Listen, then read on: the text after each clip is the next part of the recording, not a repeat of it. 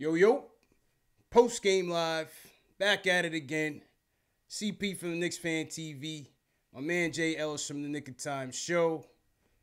Back at it. This is a Saturday edition, Knicks 2018-2019 season preview episode. We're going to take you through the camp battles, position by position, talk about the key questions of training camp with our guys from the Knicks Film School. We're also going to be giving away the 2 tickets to the Knicks home opener versus the Hawks. So you're not going to want to miss that. And, of course, we're going to take your live phone calls as well. So let's jump right into it. Jay Ellis, how you feeling, man? How was your summer, man? My summer's all right, man. I unplugged a little bit from doing the podcast, ready to recharge, get back in some Knick talk. So, for the most part, it was chill. I mean, you got some new equipment too, bro. We got you in HD. Yeah, man. You see the we got you in HD, man. See the angles is popping right now. Bro, you kind of look like Lee Nylon a little bit, man. Right now, man. If you were Nick, you be Lee Nylon, man. Lee Nylon looks like me, right? Nah, man. But good stuff. Definitely gonna have a great season. So let's definitely get it in. So let's bring in our guests, our guys, the Knicks Film School. Jonathan Macri, JB, what's good, my dudes? Welcome back. Hey, what's going on? What's going on, Casey? Thanks for having us on. Appreciate it. Yo, glad to have you guys, man. Let's get right into it. How does a 29-win team dominate the offseason news like only the Knicks can, right? I mean, we go from the coach, the Fizdale hire. We go to the draft, Knox, Robinson. They shine in summer league. Free agency, we lost a couple guys. We lost KO, we lost Beasley. We got a couple of reclamation projects in Hazonia and Noah Vonleh. Troy Williams also goes as well. So we lost a couple guys. We gained a few guys. And it skipped from the summer of 2018 straight to the summer of 19. The Kyrie rumors, the KD rumors. I mean, we were in the news every day. We appreciate that story. Yeah, JB for breaking the story. They don't want you anyway, whatever. Facts. So, nevertheless, we're here. We got a 20-man roster going into training camp. Training camp is right around the corner. We got the preseason starting up on October 1st, and then the season starting up on the 17th. So, a couple of news items that broke yesterday. Not really new news, but the Noah situation has reared its head again, and it looks like the Knicks are going to be parting ways with Joakim Noah before training camp starts, whether by trade or whether by stretch. I mean, what do you guys think about this, man? What do you got? What's your take? Macri, give me your take on the whole Noah situation and how we got here to begin with. Man, talking about Joakim Noah is like talking about your drunk uncle who's been to rehab 3 or 4 times. It's like you get the gist already. It's not getting any better. He can keep going back if he wants. It's just at this point, it's waiting for how he's going to get off the roster. I don't think anybody out there is under the assumption that anything could happen that would leave him still on the Knicks team in what is media day. 8 days from today? 9 days? Yeah, I don't think there's any scenario where that's possible. I mean, if at the last second before they're ready to do a wave and stretch, somebody comes in and there's a palatable trade on the table, we were talking about a little bit before we went on air. Who knows? But I have to think any team is going to just demand a price a little bit too high, more than they want to pay, and that's even considering they'll probably want to send back a bad contract of their own. So I think he's gone. To me, I think the delay has probably been about negotiating over what the final number is going to be, over what he gives back. Yeah. Which leads me to believe that he's out there trying to negotiate a deal for himself, or his agents are trying to do that with another team. So there's probably a couple balls in the air, which is why it's taken a while. But, whether it's Monday, Tuesday, or at the latest on Friday, this is going to get done. Inevitable. So speaking of the giving of the money back, JB of the Knicks Film School had created a graphic running through a couple scenarios of how the salary cap would look based on if Noah gives money back or if he doesn't. JB, you want to kind of break down that graphic for us? Yeah, I mean, I'll tell you though, it's a lot more fun doing my videos than doing these cap graphics. I'll be happy when we're past some of this stuff. But and it's funny because as fans we have to care about the mechanics of all this because obviously it impacts which players that we can add to the roster when you think about going forward. But I think the key point in this graphic is to say, I think people are worried that if the Knicks were to waive and stretch Noah, that cap hit that carries those 3 years will prevent the team from signing, players going forward. So what I did in the graphic was to show that while, the cap hit does get stretched, it also does open up 2019 space, which is obviously, important timing wise to get that space, but it also saves them a little over $1 million in terms of that stretch hit. Because we saw with Luol Deng, he gave back, I think it was $7.5 million. So if you do the same thing with Noah, you can see in that graphic, how the money works. And the way it goes is since he has 2 years left on his deal, they split the amount he gives back in proportion to the amount that he's owed over the 2 years. So that's why you get into all this percentage, percentiles of the 49% comes off this year, and then the 51% would come off over the stretched years. But the point is, if he just gives back an amount that he can maybe close to make up, not all of it, but at least a portion of it by signing even a vet min deal. He's been in the league 10 years. So a vet min deal is 2.5 or about 2.4 million. So let's say he thinks he can do that over the next 2 seasons, and he thinks that he can go and kind of rejuvenate a late portion of himself somewhere else. He might be willing to give up that money to do that. And then, like I said, for the Knicks, it gives them a little more wiggle room.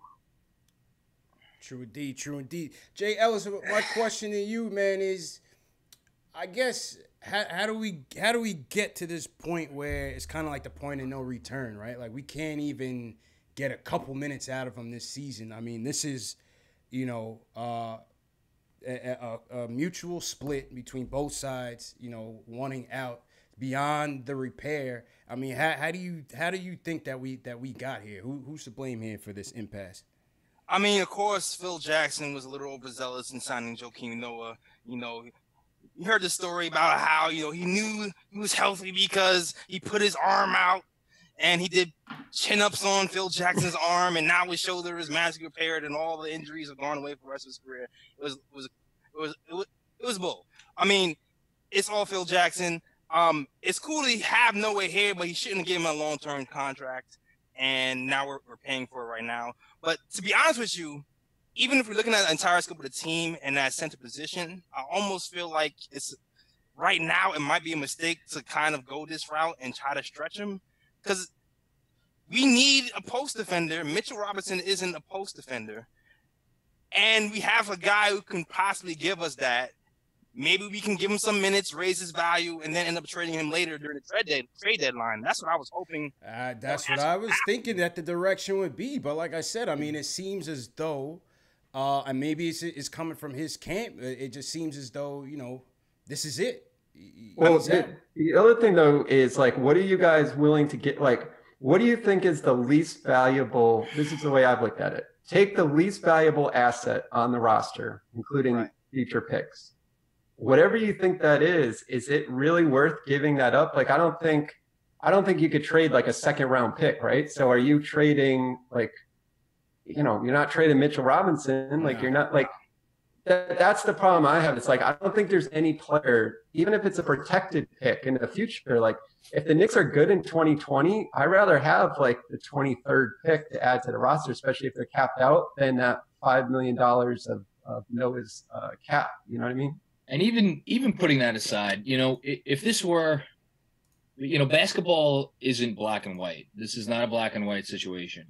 David Fizdale's coming in, and he is tasked with, I think, arguably the toughest thing to do in sports. Be someone that is going to come into a new room full of new players that you've never coached before, that you've never worked with, and try to command the respect of that entire room full of guys from day one. And everything that you want to do as David Fizdale from this day forward will hinge, at least in part, on the tone that you set from day one. So if you can try to make your life as easy as possible from that, from Jump Street, you want to try to do that.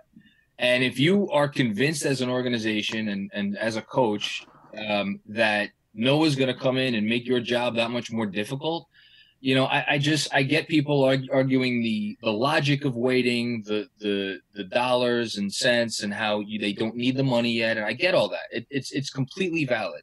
And if those are the only considerations, fine. They're not the only considerations. This is real life. These are real people. They're trying to build something. We're going to touch on it later. Kyrie Irving, if he wants to come here, he's going to want to come to a certain type of situation. Well, guess what? That situation, it doesn't just magically appear next summer. It's something that has to start in September. And if you have a guy who's disgruntled, doesn't want to be there, and is going to make it a point to, be that guy, for lack of a better term, it's not fair to Fizdale. It's not fair to what they're trying to build. It's not fair to themselves to try to attract free agents down the line. It just, I get why they're doing it. It's complicated. Yeah, I mean, I get it. I just hope that this is just the last of the quote-unquote typical Knick move. I hope they really get past this one. I feel like it was Mills that gave him that deal based on Ron Baker and Timmy's deals. It was just bad from the jump. I think the possibilities of it working out were remote, but obviously as fans we were optimistic that he could contribute at least a little something. It was the worst free agent signing in Knicks history as far as I'm concerned. I mean, Alan Hahn points it to worse than Jerome James, man. Worse than Jerome James. Well, yeah. I mean, the thing though, that there is the context of that 2016 summer was a unique summer, right? Like literally it was a cap party. Everyone was getting drunk at the same time. There were a lot of bad deals. So I get it because of the narrative with the Knicks and certain contracts, and not to say this one wasn't a bad contract, but I think there is that context to it was. Yeah.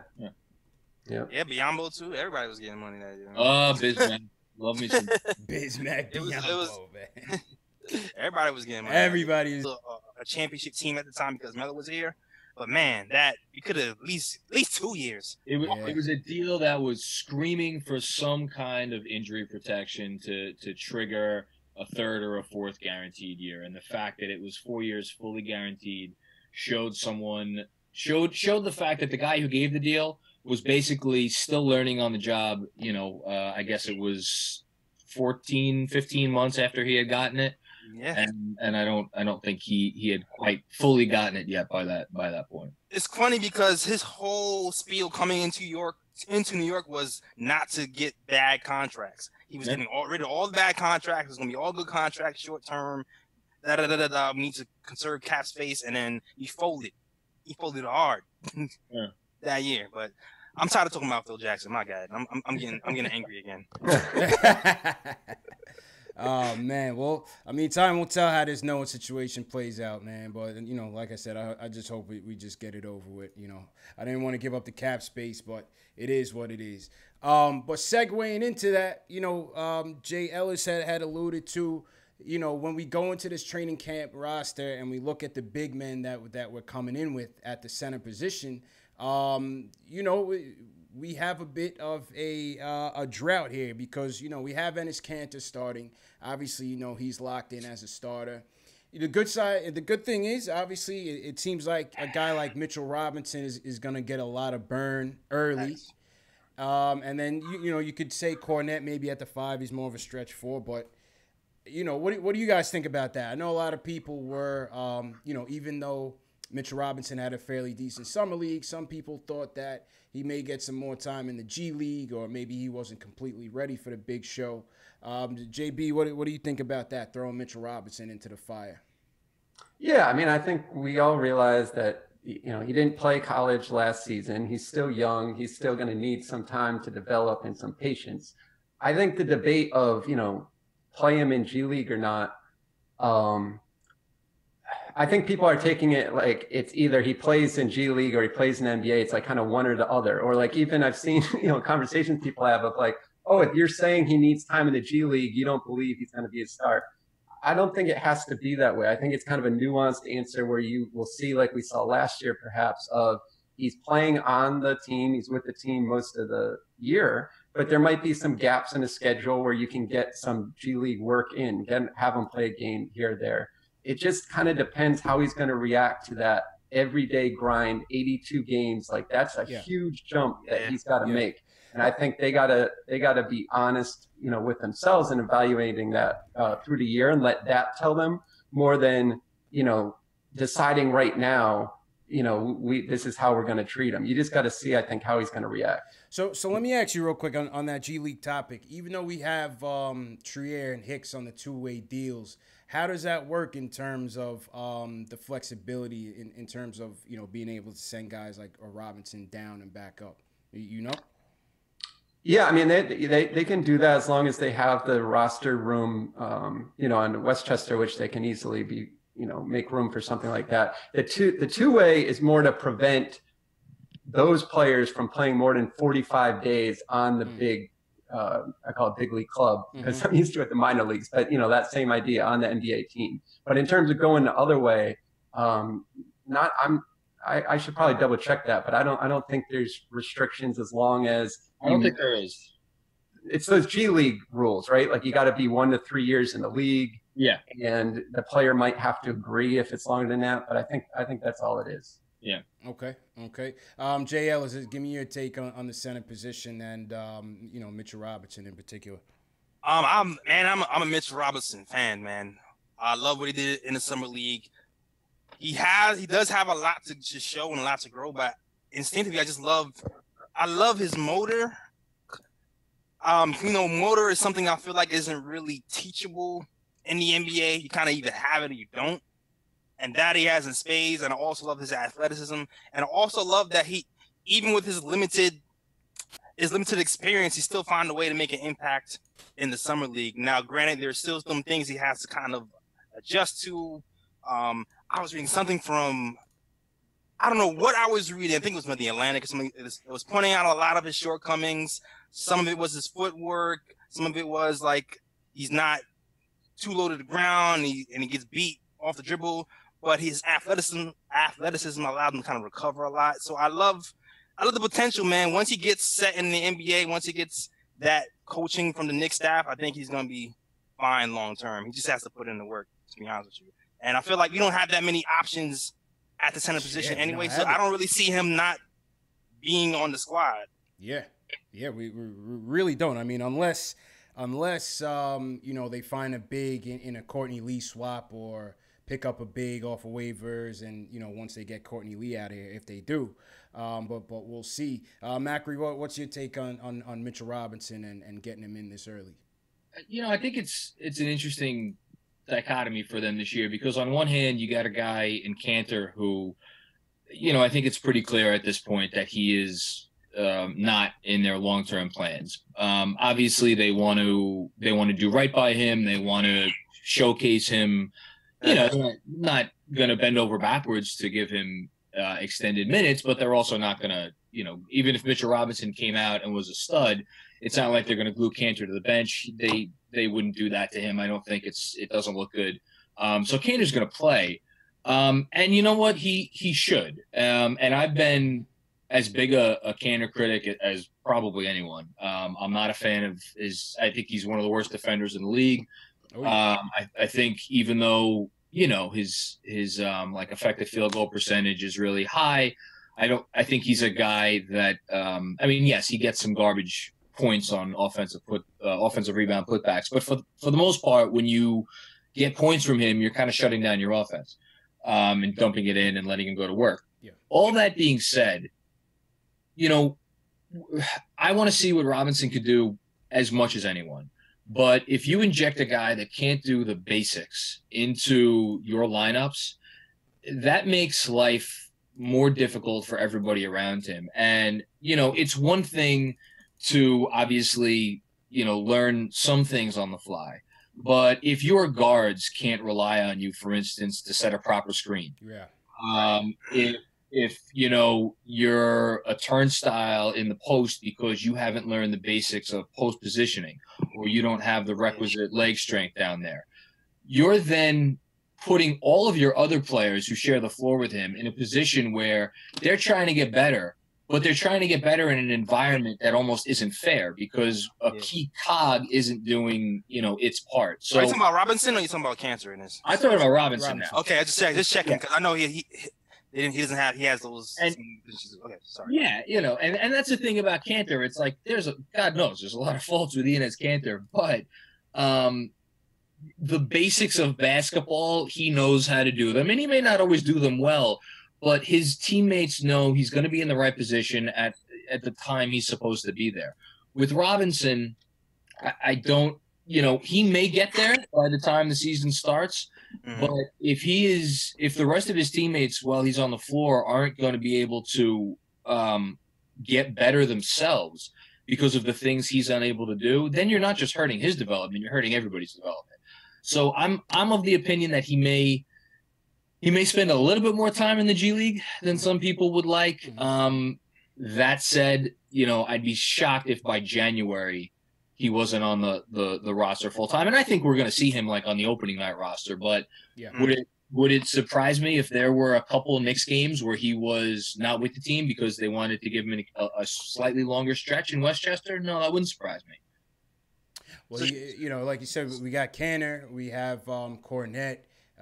Potentially, maybe you go small with a Vonleh. I mean, I don't know how much playing time you want to give him, but with the lack of depth on the front lines, I mean, he's going to probably get some good minutes.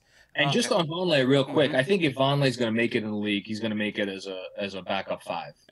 So I think that's another reason why they may skew towards taking it slow with Robinson just to see, if they may have found something in Vonleh. Who knows? That's another thing with Robinson too. Is he a 5 now or a 4? Because both of him and KP are kind of, built like slim, even though they're both shot blockers. That's a great long-term question. Like they're not. I don't know if he's even a 5 this season. He's just not. He's not thick enough to me in my eyes. And he can shoot the jumper. It seems like a little bit. I'm not sure how game ready it is. I've seen some film, but is he lineups that you're going against? And I think the fact that he proves he can be a shot blocker, you're going to want him defensively in a position that he can provide that help right inside. So if you're going against another team that has a 4 that's pulling him out of the paint, then at that point, I want him playing what is, quote, a 5. But, like you said, there's other considerations with it too. So to me, I think that's what's so hard about it now. It's like you have all these lineups out there and different looks. And, I think it was actually just today, I saw as a quote, I retweeted out, it was Rod Strickland talking about with Mark Jackson. Because, when, back that was late 80s when they were both coming up as rookies around the same time, rookie, second-year player. And obviously Strickland ended up having to go because, you can't have 2 point guards like that on the same team. And Strickland said recently, yeah, that was just how it was back then. But nowadays, you just don't look at it the same way. You could, we could have played together. So, I guess that's kind of how I think about it with Mitchell Robinson too, in terms of position at this point. I mean, listen, if you have 5 7-footers who can shoot and who can switch, you could put them on the floor at the same time in the game today. If they can't, I would encourage Knicks fans to pay a little bit of attention to Indiana this season because they're at the point where they're going to be tough. They're going to be good, and they have 2 7-footers who are arguably 2 of their 2 best players after Oladipo and Miles Turner and Domantas Sabonis. And I think they're going to really try to figure out what they could do with the 2 of them if they could integrate them into the lineup at the same time. And Sabonis, to me, is a slightly less athletic version of Porzingis. He's obviously not as good. And Turner kind of reminds me a little bit, or Mitchell Robinson, I should say, reminds me a little bit of Turner. So I would be curious to see how they, Nate McMillan's not the most creative guy, the coach of the Pacers, but I'm curious to see how they do trying to work them into the lineup at the same time, because I think that might be the Knicks' future, trying to see, can they get Robinson and Porzingis on the floor? It doesn't have to be 30 minutes a night. We're talking, 10, 12 minutes a game. Can it work? So that I'm looking forward to that. I'm definitely looking forward to that. whenever Yeah. KP comes back. Well, in Sabonis and Miles Turner, I mean, you're talking about, two guys who can stretch the floor a little bit and are a bit more versatile big men, and I think that's what Fizdale wants to get a guy like Enes Kanter to be more like. So, and Yes. he's got him, hoisting up more threes this offseason. What do you guys think of Kanter kind of stepping outside and stretching the floor a little bit this year? JB, what do you think? Yeah, no, I mean, obviously it helps when, even giving defenses different looks, right? So if you're going to run, pick and rolls at the top of the key, and now you at least have that option, right? That Cantor might pop out versus always, slowly rolling down. I think that's helps. To me, it's always about, it's no different than football where you just want to give different looks. So you're not always showing the same thing. So even if Cantor's not going to be this like lethal 3-point shooter, the fact that they can mix things up now and force a player, if you're running, Trey Burke is running like, 7 or he loves those, little get that mid-range jump shot, and he's running 7 or 8 of the same looks. Eventually the defender can react to that versus, okay, he's got he's getting a different type of screen the way, Cantor's popping off back to the perimeter. So that's what I like about it. And then obviously it can't hurt that, he's another player that can shoot. Or I'll say that can try to shoot. I mean, we've only seen in the workout videos where everything counts. Yeah, but right. Hey, I mean- listen, if he could get that shot to a point where even if he makes a couple buckets a game, and could turn himself into any semblance of a trade piece come February, and they get Yeah, that'd be big. That'd be big for us, man. they get literally anything for him. I would be dancing in the streets. That would be awesome. That would be excellent. JL, let's get a final point on the fives. Yeah, I'm laughing because he's determined to trade my guy Panther. I like you, Cantor. It's all good. Hey, I like him. Listen, he's gonna recruit. He's gonna, Yeah. He's gonna recruit. Yeah, I have like a love-hate relationship with Cantor. he's gonna be out there trolling, recruiting, and all that. Yeah, he goes really hard. But yeah, I like the fact that Fizdale is encouraging our players to shoot the three. He did the same thing in Memphis. Gasol kind of fought it, but we're gonna embrace it. I think we're gonna be better for it. Yeah. And like you said, the better we look, even if we keep him or trade him or whatever, the better we look, the more options we get. So I'm all for it. I'm all for it being unpredictable. I'm all for moving to the future. Yep. True indeed, man. So for those of you watching at home, leave us a comment below or in the chat. Let us know what you think about the Knicks center situation, the Noah situation. Would you like to see them stretch Noah or, some other option? Leave a comment below and let us know what you guys think. Let's go into the chat. Salute to everybody in the chat on this Saturday. I see a couple of the regulars are in here. Alex Collins, Cody Emanuel's in here. Passionate about passion. What's going on? Yeah. Oh, let me check. Who else we got in here? Slick Nick, what's going on? The Zinger's in here. The Zinger says he's gonna win those tickets.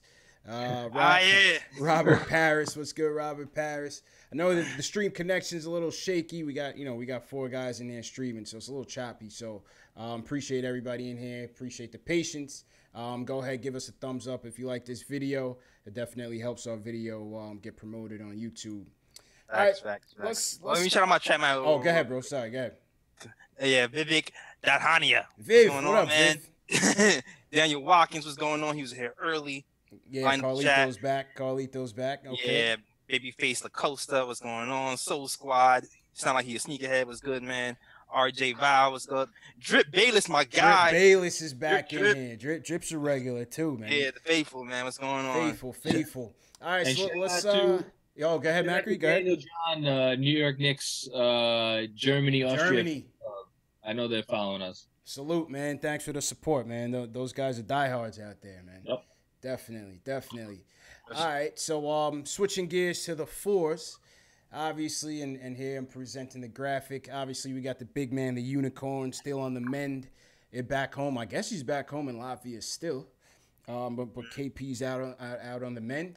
We got the 2 reclamation projects in Mario Hazonia, Noah Vonleh, and we got Isaiah Hicks too, but Yeah, we got Isaiah. Don't Hicks. forget him.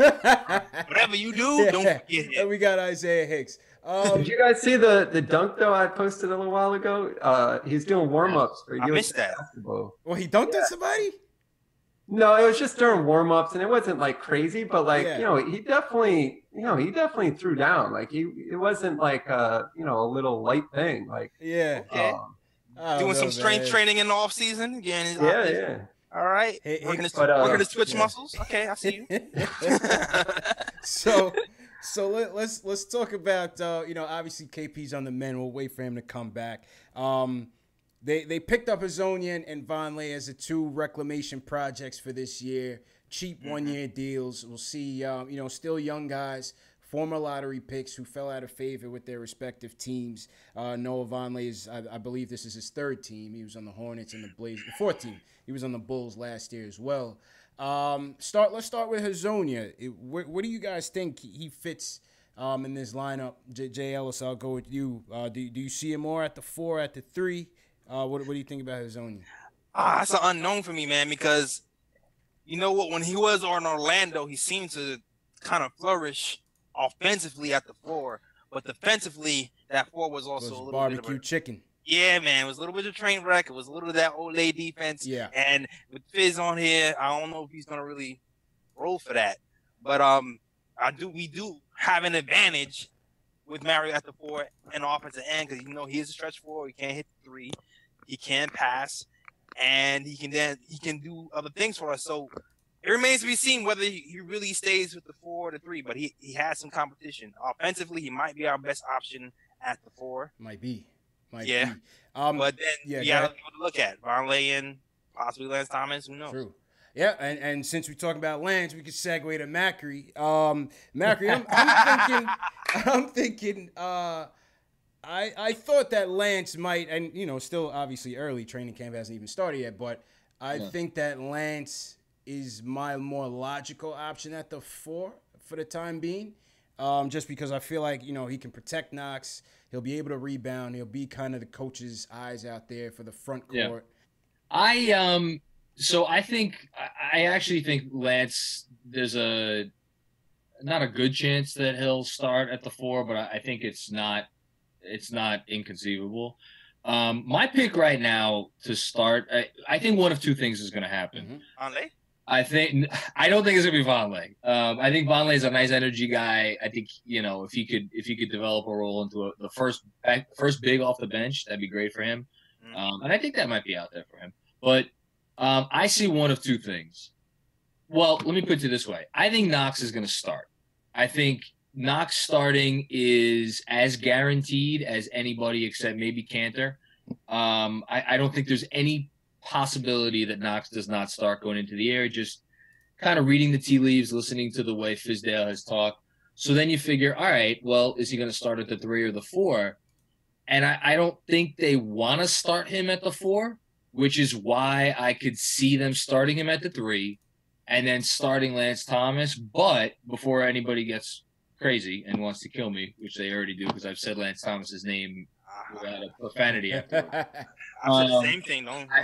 I think they'll probably do one of these deals where it's like kind of a starter emeritus almost, where a guy is in the starting lineup technically, but then after 4 or 5 minutes, he'll get pulled. And I think maybe they move Knox to the 4 and then bring in Mario Hazonia to play the 3. Either that or they just start Mario and Knox together. Because people forget Mario Hazonia is not a small guy. He's 6'8". Yeah. And I think ultimately the big thing is, and the reason why I would be hesitant about starting Lance is, as much as I love Lance Thomas, his shot, he's not stretching. Terrible, man. Terrible. It's rebounding. That's my thing with the rebounding. Well, that's not good either. A lot of things you could gripe with about Lance, but nobody respects his shot, and nobody is going to respect his shot for a while. He would have to really come out of the season, starting the season on fire for that to change. So if you want to try to give your offense a chance to succeed, you got to put enough shooting out there. And I think Hazonia might be their best shooter. So that's why I think Hezonja Knox as a starting 3-4 combination makes some sense. That's the one I would like to see. Something tells me they're not going to want to start Knox as a nominal 4. That would be my guess. Yeah, I mean, Mario at the 4, I think they said last year he gave up 75% of opponent shots in the post. So Shaq would have a field day. JB, jump in here, man. What do you think about, the 4s, Hezonja, Vonleh, and the like? Yeah, so I think, again, like always, it also depends who these guys are playing with, right? So if you have Tim Hardaway Jr. and you have Knox and you have Burke, let's say those 3 are on the floor, well, then, you can get away a little more with Lance, hoping he's helping you on defense, putting them in the right positions on defense, right?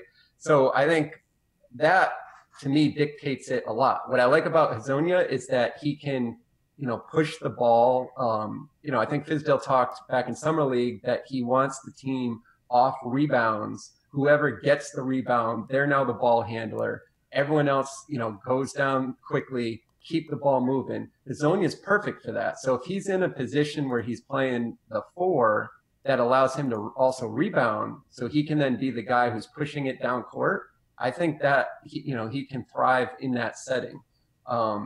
So, I agree everything, I guess, what you guys were saying, but just to add, I think a little bit depends on who, there could be instances where if you have Hardaway on the bench and you're playing Frank instead of Burke, and all of a sudden, you don't have KP, all of a sudden that offense, You have an offense-defense problem in general points, right man. now. You need some points. Right, you need some points. And then in that case, you're probably substituting, what you get from Lance on defense for offense. But if he's playing, like I said, with Hardaway and Burke and Knox, well, then you're not as worried about losing that offense. So. And just quick on that note, it goes the other way, too. Like you were saying, if you have Trey Burke out there along with Timmy and Knox, you could get away with Lance more.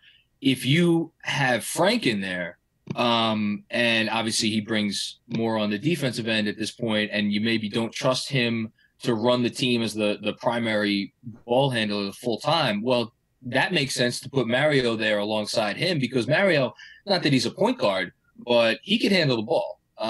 If I'm the Knicks, I'm comfortable with Frank and Hezonja, and even, Tim Hardaway can kind of sort of run a pick and roll. Give me those 3 guys out there. I'm comfortable with the ball moving sufficiently in my offense to get things going. Yeah. I'm still nervous about the idea of Mario and Knox defensively at the same time. It makes me a little bit nervous, I'm not gonna lie. Yeah. With Cantor as with Cantor. Matador D. That scares the hell out of me. Matador D Central, man. But Fizdale has his work cut out for him. Oh yeah. Fizdale's gonna earn his check in the first year, absolutely, man. But yeah, let's see what happens. At the very least, if they do start Mario, you have an extra facilitator out there on the floor. So that could certainly help us. But let's see which way Fizdale goes with it. Guys in the chat watching at home, what do you guys think about the Knicks power forward situation? Mario Hezonja, Vonleh. Who do you think should start at the 4? Leave us a comment below. Let us know what you're thinking. Also on the phone calls, if people are calling in, we're going to take the phone calls after we do the ticket giveaway, just so we can kind of push through the program here. But salute to everybody in the chat. Pedersen says Lance Thomas is ass juice. Okay. Pedersen is my guy, man. There's oh my God. The Knicks fans do not spare words when it comes to Lance Thomas. That's for damn sure. Ass juice is a good one. That's juice. Yeah. That's solid. Ass juice. Yeah, I mean, the thing though with Lance is like, again, there. I think Macker, you're talking about this a little bit earlier with Noah, but the idea is when you have a team of young players, it is important, right, to have the right guys around those players. And I get why people don't always love, Lance, because he's not going to, blow you away with offensive skills. But he does do, and obviously, in my position, watching a lot of the film after each game, I mean, he just does a lot of the habit-based things right. Simple stuff like he's running down the court and he'll always have his arms up just in case you know, he makes a pass a little bit harder, right? And it's like, those are good habits for the young players to see a guy who's a veteran that still does them every single time. So, you know, I guess we can't overlook those things too. Yeah, Lance's intangibles, man. Look, he led the Knicks in inspirational speeches in the locker room last year, right? First of all, hey, he's the captain, man. He's the captain. That's what the captain does, right? Right, and, right. I mean, and you know what? He's also not as bad at shooting 3-pointers as we think. I mean, he shot a decent percentage, 40%. Yeah. He's just very slow. Like, this windup is so slow. Yeah. That by the time he's ready to shoot it, you already done recovered, and then he does his little fake move with the little slow floater thing that misses 60% of the time. But that's really what it is with Lance. Like, he needs to speed that up, bro. Well, believe me, I as the president of the Lance Thomas fan club, I've spent a lot of time on, you know, stat sites, cleaning the glass and what have you, trying to find some stats to show the Lance Thomas was better than people say he was last year, and they don't exist. The stats, there's just no good stats. No, he was bad last season. He was bad. Well, and I took flack from him on my podcast because I defended him for a minute because when he had his little decent stretch, and then I couldn't defend him last season. So this is not for a long period of time anyway. For a stretch like good. Oh man, God bless Lance, man. God bless Lance. My guy from Brooklyn, man. Yeah, at the very least, is a native New Yorker. We give him some points, man. Give him some points. All right, so segueing into the threes, we already touched on Lance. Let's go to a guy who we really don't know whose future, you know, what the future holds for him. And that's Courtney Lee. You know. Well, I mean, you know, a lot of the speculation has been and the wishes has been to part ways with Lee. Obviously, we're trying to get under the cap situation here. You know, he was brought in and played well for us over the last 2 years. You know, I thought he was good value for the contract that we signed him at. It's just not the right situation for Courtney Lee. I think he deserves to play for a contender. And I think the skill set that he brings is more valuable to a contending team to me than a rebuilding team. But I think the issue is, can we find a suitable trade scenario? I guess to start, you know, Courtney Lee, I think, is a good example of someone that they signed to a longer term deal that I think most people are happy with the way it worked. It's not to say that he came here and he was this, you know, all-star player every single year, but he came in and did exactly what you expected him to do. And even now, in terms of people talking about trades, I don't think people are talking about it because they're like, oh, we don't like Courtney Lee, we don't want him on the team. I think you framed it right, Casey. It's almost more, we want to find a better spot for him. It just doesn't maybe make sense. You know, I think that 3-and-D label gets thrown around a lot. I think that's the market you're trying to generate for him. And you're hoping that that extra year past this year of, I think it's around $12 million, doesn't scare teams away, where you get a team maybe closer to the trade deadline if you do go into the season that has an injury. That's sort of why I wouldn't rush anything. People talk about, should we rush things with Noah? There is some value with Noah to lead the team before the season starts. It opens up a roster spot. It allows him to spend a full season with a new team. Where with Lee, I don't really see the value in rushing anything because you don't know what's going to happen. You could be one of these contending teams and you lose a wing, and all of a sudden you're like, hey, you know, we need to figure out how to make this work. We'll get a third team involved, whatever, to get the Knicks an asset or to get that year off the extra year off the salary cap. So I would just wait. And like I said, I'm just happy that he just seems like a good example. We talk a lot about the bad contracts, like with Noah. Yeah. You know, I think Lee's a good example, one that's kind of worked out the way, you know, we would have hoped. He's a good one. And I was on Twitter, man. You know the guy Jesus Rodriguez? He's kind of like a Courtney Lee whisperer. Yeah. So I've been following him for the updates, man. I haven't received any updates. I don't know if he's a real guy or if that's Courtney Lee's burner account, man. I haven't confirmed. Is he a legitimate dude? I think he's a real guy. Yeah. Oh man. Well, Macri, what's your take on the Courtney Lee situation?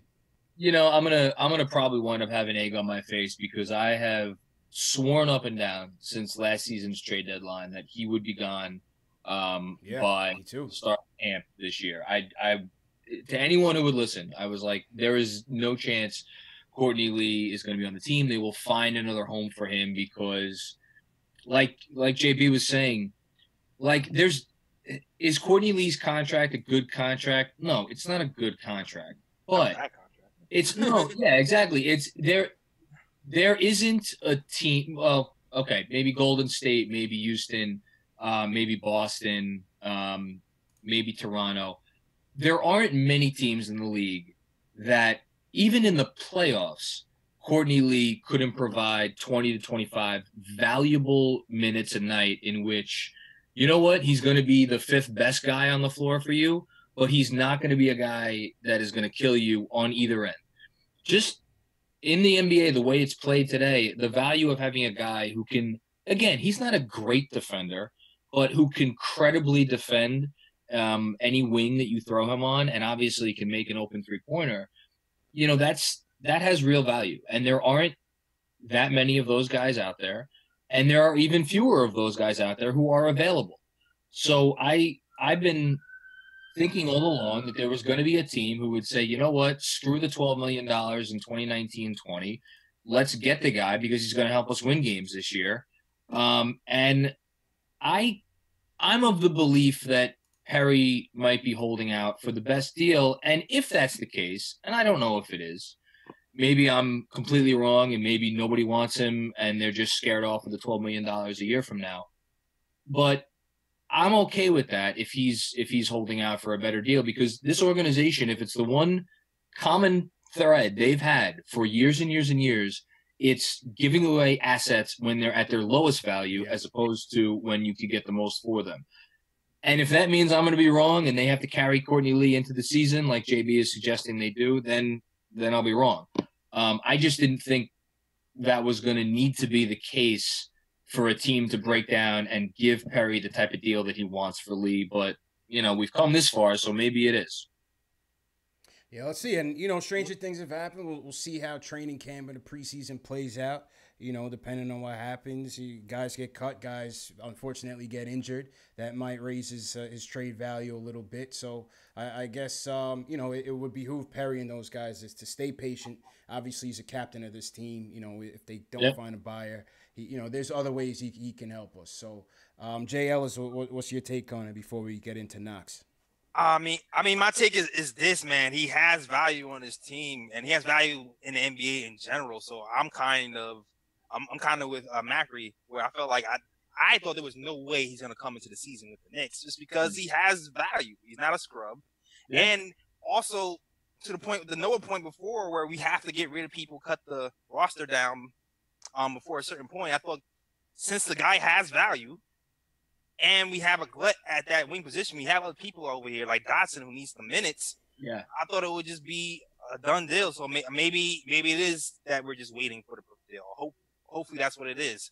But yeah, I love what Lee did last season, and I'm hoping he goes somewhere nice where he can show his stuff off. Man, I appreciate what he did for us. For 40 games, I thought he was. I mean, KP obviously had that 3-week stretch. But I'd say through the first half of the season, I think Lee was their most consistent player. Definitely. And that's then when Tim Hardaway went down, and then I think around January, Lee stopped giving a shit. Yeah, I think that's what it was. Yeah, he quit. I hate to say the word quit, but I do not think he was maybe giving it his all. Right, and rightfully so. You know, he's got to maintain his longevity and his future that's as fair. well. You know. So that's Courtney Lee, and then we got number 20. He took H2O's number. Kevin Knox, the rookie sensation. Yeah, the one that's gonna put the butts in the seats until KP comes back. Yep. I'm excited about this kid, man. Me and Jay Ellis was at the draft. You know, we heard all, you know, the controversy. You know, we didn't know if it was gonna be Mikal Bridges, and we had the Michael Porter drama and all of that, but Knox, he's impressed me from the summer league performance to even the off the field, just microphone skills. You know, Crow. He's a pro's pro at 18 years old. You just see the poise in him. You know, his father was interviewed by the Tampa papers. You know, talking about, you know, they built him up for the big stage at a very young age, and for him to cut through Kentucky at the big stage, there's no doubt that he's gonna show up at the Garden, man. He's gonna play really well. Jay Ellis, give me your take on Knox.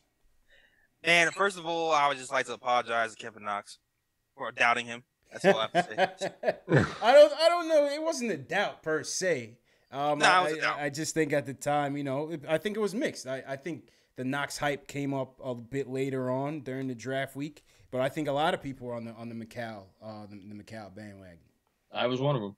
Yeah, me too. Yeah. Me too. Yeah, I was on the miles, but anyway. Yeah, I liked I was on a whole other wagon. Anyway. You're on a bridge. It's a different bridge. Facts. I like that. But yeah, I liked what he's shown so far, at least in the summer league, and hopefully it continues into the NBA where I can continue giving some praises. I didn't think he was gonna be that aggressive. And he was.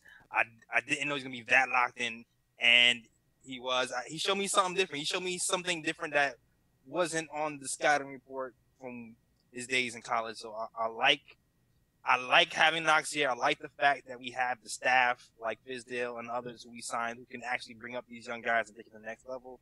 And I'm excited to see what he can do the full year with the New York City lights on him, man. I'm excited to see it. Facts, man. JB, what's your take?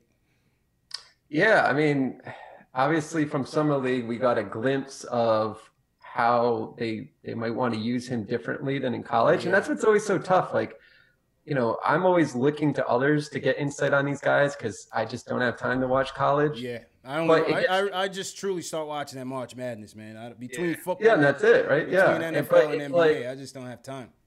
No, right, and it gets tricky though because while you can look for skills that translate, they might be playing a different position. They might be asked to do different things. So then they get to the pros and you're like, well, how did we not see this? Right. Well, it's like maybe they weren't put in that position. I think that's what we saw a glimpse of with Knox in Summer League. So, and I think that will continue because again, especially without KP, it's like, well, offense has to come from somewhere. So I think they're not going to be shy about giving him the ball in a similar way. Right. Even pushing the ball up the court, man. I was impressed. Granted, it's against Summer League competition. But, that first game, he was up against, Trae Young's going to be in the league. Dorsey's going to be up in the league. And Knox was fearless out there, man. Macri, what can hit on a draft pick in, like, the late lottery, and it could almost change the direction of your franchise single-handedly. Mm-hmm. And I'm not to say that, Knox is going to be, like, an all-NBA caliber player, but based on maybe what they were expecting from that spot, he's at least opened the door to the possibility that his being here can really change things for this franchise. Not as much as KP did because KP, I think is an MVP caliber player, but almost as much. The one thing I would just caution anybody watching the team this year, he's not going to be good right away. Mm-hmm. Yes. He'll score points, and he'll have some exciting moments, and he'll get playing time. But he is, he's going to make mistakes. Yeah. He is raw. Defensively, we got to see what he's going to be defensively too when he's going up against some of those dogs. And it's going to be tough for him. Anybody expecting to see, a 2018 version of Jason Tatum on the Celtics last year? I mean, you couldn't have picked a better situation for a rookie to come into than Tatum was in last year. And Knox isn't Tatum. He's not as polished as Tatum. Yeah. So I don't want anybody to be disappointed if he has a rough stretch because he's going to have rough stretches. I think but in terms of the talent, I mean, it's undeniable. Yeah. To expand on that too, like even in the summer league, he did have turnover problems. He did have defense problems, and his shooting percentage wasn't it was good. Right, it was shaky, but he's a rookie. And he saw the promise. He saw the skill set, and we're hoping that can grow in the Knicks organization. But we got to give him time and not jump him in the first bad game like we traditionally do. Yeah, gonna take some time, but obviously with KP out, I'm definitely looking forward to seeing through the ups and the downs, man. Definitely looking forward to seeing Knox for sure. So my people at home watching in the chat. What do you guys think about the Knicks small forward positions? Kevin Knox, Courtney Lee. What does the future hold for Courtney Lee? Even Lance Thomas. A lot of you guys made your comments knowing about Lance. So what do you guys think about the threes? Let's go into the chat. Alex Collins was quoting Macri on Knox, saying he ain't no Lance Thomas. Michael Parker with the $20 super chat. Salute to Michael Parker for the donation. He was the first person. I give him credit. Michael Parker was the first person in here. So shout out Michael Parker. Appreciate the donation. Definitely. Be like Mike. Be like Mike. Be like Mike. Kareem Maloney says he agrees with Macri on Knox. Slick Nick says Knox first team all rookie. Yeah, sure. I definitely. I think that's possible. That. I love the. I think it's 10-1 odds on him for rookie of the year. That's if I'm a betting man, I'll take that. Yeah, I'll definitely take that. You know, Cody Manuel says free Courtney Lee. Patterson says free Courtney Lee. Trade Lee. Trade Lee. Who else? Robert Paris, always in here. What's good, Robert? He says, love Knox. He won me over before the draft. As good as I expect him to be. Robinson is the key. Good points. Good points. Mm-hmm. Yeah, man, I'm definitely excited about these kids. I really envisioned the Knicks in that second round and when they picked Robinson. That's exactly what I wanted, man. I wanted a scrappy, big, athletic that could get after, block some shots, rebound. And so, let's see what they have in these two guys. Okay, what do we got next? The twos. Let me pull up my two graphic here. Oh, Carlito, you ready for the Tim Hardaway Jr. talk right now? Oh, Carlito is the ultimate Tim Hardaway Jr. hater. He's been on the anti-Timmy diatribe since last year. But nevertheless, man, I'm picking Tim Hardaway Jr. to make the All-Star team this year. I'm going out on the limb. Hot take. That's hot. This ain't sensational media. I'm being 100% honest with you guys. I think Timmy, he's listening to the doubters. I think he's been in the gym heavy. Don't worry about that. Don't worry about D Wade's kid crossing him up. That was just an aberration. He let him do that. Timmy, hand down, man down. I'm picking Timmy to have a bounce back year, man. He's gonna be the MVP of this 30-win team, and I think if he can get some more consistency behind the arc, I think Fizdale's gonna rein him in. He's gonna tell him, watch your shot selection, especially. And I think he's got to up it. I mean, that 30% beyond the arc, that was abysmal last year. And I think Timmy's going to up that 3-point percentage. And like I said, I think he's going to have a good year. JB, what do you think about Timmy this year? Yeah, no, I'm excited from what we get with him. I mean, to me, I'm never worried that he's going to put in the work. I mean, all these guys, again, I mean, it's easy for any of us, right, to sit here and say, a guy's not giving it all. I think, they are professionals. I think most of them are, especially in this era of social media where you have accounts like mine, where if you're being lazy, you're suddenly going viral with a video. Quickly. I think that's actually in a weird way helped the game because, House of Highlights, these guys are all checking that after the game. They don't want to get on there. But true. Back to Hardaway, I'm excited to see what we get from him. I think last year he just got into a funk. I mean, if you remember when he got injured, a lot of people were looking at his return date as the big date that the team would take off again because KP had those 3 great weeks. Hardaway got hurt, and then it's like, if they're doubling down on KP in the post, he is forcing things. He wasn't kicking it out. And the thought is, if Hardaway's back, he can kick it out to him, right? And I think he just, with the injury and that funky hit in the middle of the year with shooting, which happens to all shooters, it just kind of spiraled on him. But I'm excited to see what he does this year. Yeah, I think he wanted it too much, man. I think he wanted it too much. Does. Yeah. He wears his heart on his sleeve for sure. You could tell. He wears his heart on his sleeve. It's just a shot selection, man. He just comes off too much like JR, man. Just, throwing off a 1 foot or, turn around, fade away from the top of the arc with 2 seconds into the shot clock. Just that decision making really frustrated me. Yeah. And you know what, too? I feel like just the fact that Timmy is going to be back to his natural position, not going to be playing in 3 True. like Hornacek have him. I feel like that in itself is going to help him out tremendously. Guarding all these guys who Middleton size at 3 is not helping. Is not helping him at all. But I'm excited to see what he does this year. This is the year. This is the telling year because I've been shooting Timmy some bail last year. I've been shooting Timmy some bail. Carlito wants him out of there. He wants him out of there, but Yeah. I'm like, yo, if you step back, he did better than he did last year with the Atlanta Hawks. His average is raised up. His defense was, middle of the road, sometimes good. Didn't really close on the shooter too much, but it could be better. But he's shown some growth offensively, and I feel like this year he can actually take the next step. He's gotten used to being a starter. He's been used to getting starters minutes, and he's most likely might be fighting to be the man with Knox this season and maybe Trey. And this is the year for him to step up, man. It's the do or die year for Timmy, but he can do it. I'm not sure All-Star. He has all the going the All-Star for Timmy, man. He has the opportunity to be All-Star. I can't go All-Star with Timmy. I can't go that far.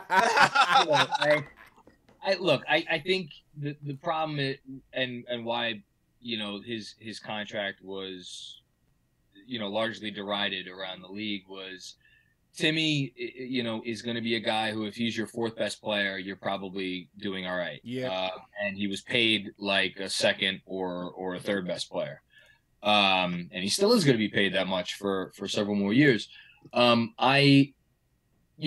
bugged me, and I know a lot of people get on all the threes. I personally, he could take as many threes as he wants. I mean, obviously, you'd like him to shoot a better percentage, but that to me is, I want my starting shooting guard shooting a bunch of threes. My thing that I also want is I want him getting to the line. And I know he only played 50-something games last year, but he took more than 4 free throws in a game just 12 times. If you think about that, I mean, James Harden averages whatever he averages, 8, 9, 10 free throws a game. Westbrook, obviously. Timmy is not the craftsman that Harden is. He's not the athlete that Westbrook is. But there is zero reason why Tim Hardaway Jr. should not be averaging, 6 free throw attempts a game. Absolutely. That should be a bare minimum. So I just has no business ever being the best guy on the court. And he was the best guy on the floor for the Knicks for 30 games last year after KP went down. And even the first before he got hurt. And I was one of those people when he went down, I was like, God damn. I think they would have been in serious playoff contention right up until the moment that KP went down if Hardaway never got hurt.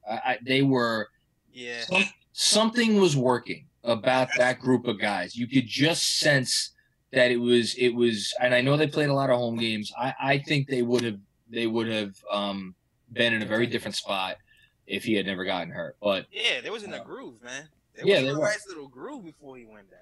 It's just it's not fair to him. It's not fair to anybody for him to ever be the best guy on the floor. And the reason why a lot of people or some people are picking the Knicks to be the worst team in the league this year is because he's going to probably be their best player for a long time, for the first however many games, 50 games, 60 games. Yeah. So. Yeah, I was with you until the 3-point shooting part. I was like, I don't know about that, but I agree with everything else you just said. Only because too, I feel like he found his groove in Atlanta when he started to shoot less threes too. And then get to the basket more. Yeah.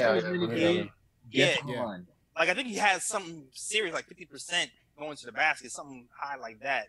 So I feel like that's working for you. Shoot the threes, but scale it down like 10%. That's fair. Now the other two on the shooting guard depth chart we have here was Damian Dotson and Alonzo Trier. So Dotson was the second round pickup last year out of Houston by way of Oregon.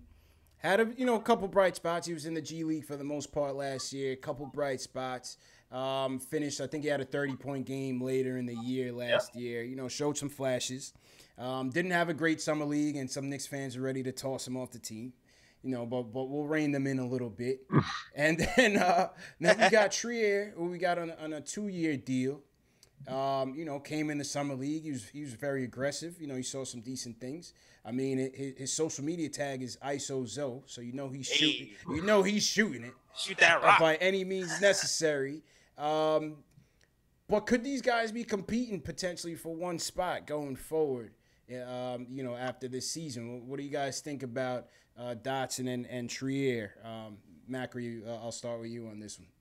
You know, I won't go too long on Dotson just because we don't know really still what he could be. Right. I mean, summer league wasn't great, but then again, I don't think he was trying to stand out in summer league. Mm-hmm. You know, I think he was comfortable trying to play his role. Yeah. I want to see him get 25 minutes a night, 25 minutes a night. And that's why, you know, I think the biggest reason why I personally would like to see Lee get dealt is I want to see those minutes open up for Dotson. And I don't think Dotson's going to be able to see that much time if Lee is on the team.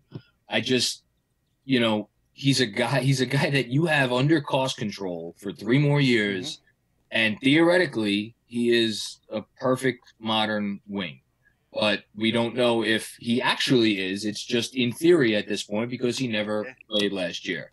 And of all the gripes that I have against Hornacek last year, him not playing Dotson is by far the number one. And I don't want to go talk about Jeff because there's no reason to. Yeah. But I don't understand for the life of me why he did not get more time because he was a 4-year college player. It's not like you're throwing in a guy who's, you know, a 20-year-old. So I want to see him get on the court. I'm excited. I think they may still have something legit in Dotson. Yeah, man. Jay Ellis, you were a Dotson guy, man. What do you think about him this year? His prospects. First and foremost, he follows me on Instagram, so I'll never say anything bad about him ever. All right? He's a friend of the program. He's a friend of the program.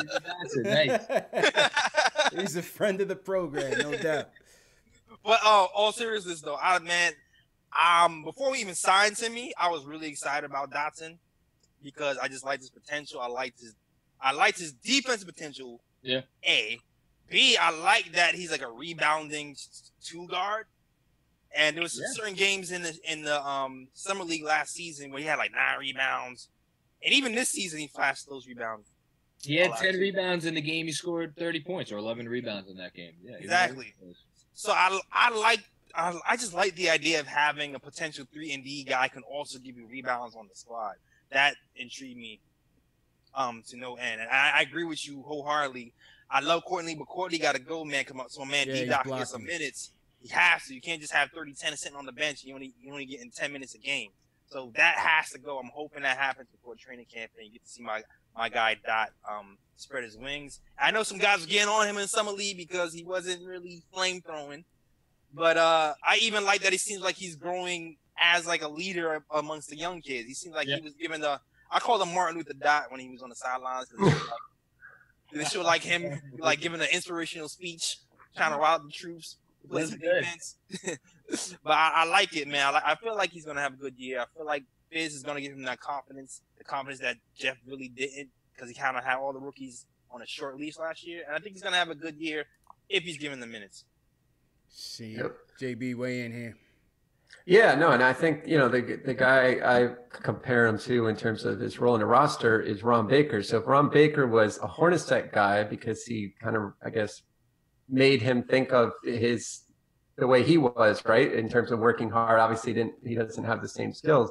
I could see Fizdale looking the same way with Dotson, where it's like, here's a guy who's going to bring energy every single second. The team can be down 25 points, and Dotson's still out there bringing energy. And then, you know, I won't repeat all the other reasons you guys said in terms of why we like him. I guess I'll pivot a little bit toward, you know, when we talk about, well, where these guys fit on the 2 as a 2, I think we got our next discussion about the point. Yes. Kind of answers our question here. We know Hardaway Jr. is going to get a lion's share of minutes, but those extra 15 minutes behind him, that, you know, I'm not sure if it's so easy as just saying, oh, it comes down to, you know, if it's going to be Dotson or not. I think it's a lot of, when they want to play 2 point cards. To be frank, you know, could be 2 points. Moody. Yeah. That was not My bad. Did I say a curse word? My bad. All right, so look, before we get into the points, man, if you guys watching in the chat, let us know what you guys think about this shooting guard rotation. Hardaway, Trier, Dotson. Leave a comment in the chat. Leave a comment below. Let us know what you guys think about it, man. As usual, if this is your first time on the channel, make sure you hit that thumbs up. Make sure you hit that subscribe button and the notification bell so you don't miss the next stream. X. Okay, so now we've gone through the centers, we've gone through the fours, the threes, the twos. So let's go to the points. You know, this was a topic. It continues to be a topic of debate between Knicks Nation. Who's gonna man the helm? Who's gonna be the lead guy? You know, obviously last year we got Frank coming in his second year. A so-so rookie year, you know, obviously, you know, compared to his peers, wasn't that great, but we got high hopes for Frank. We got Trey coming off of a Cinderella bounce-back, career-resurrecting season, finished as a starter, played very well down the stretch for the Knicks. We got Emmanuel Mudiay as the reclamation project for last year. They claim he wasn't in shape. I don't know how that happens, but claim he wasn't in shape last year. And we got Baker, the Mr. Untouchable, the $5 million man. I'm gonna skip Baker, just to get into this three-headed monster. I think that's the right move. Yeah, I think that is quite apropos for the evening. How dare you, man? We gotta. I like Baker too. How dare you? But, well, especially because I like him more at the wing than I do the point. Now that we have three, I think when they didn't have as many options, he would handle the ball. But I think now, I would almost even consider more on the wing. But yeah, go on. Yeah. We know what Baker is, right? We know what he's going to be, and he's a guy that should always have a place on the roster, on a roster somewhere, because he's good practice player. He could give you 5 minutes in a pinch, but we don't need to talk about Rob Baker. I don't think. Seriously, man. Seriously. So with this three-headed point guard platoon that we got working in here, I guess, Macri, what do you think in terms of the direction? What do you think Fizdale goes here in terms of who gets the minutes? I think it's two different questions. I think the direction that Fizdale goes, if I was a betting man right now, I would say he's probably going to start Trey Burke to start the year. That would just – it's just the gut feeling that I have. That being said, my biggest fear going forward as a Knicks fan, and the only real significant fear that I have, is that they will give up on Frank Ntilikina, because I think he's a stud. I think he is going to be not a star in the traditional sense of when we think of a star, but I think he's going to be a guy that is going to play 30 minutes a night for the next 12 years in the NBA. And every single one of those minutes, his coach is going to be happy that he's out there. As long as the shot comes along, and based on his form, I don't think there's any reason why the shot isn't going to come along. Whether he's playing the 1, whether he's playing the 2, whether he's playing the 3. Mm-hmm. And I think he will see time at the 3 this year. I think that's in the cards.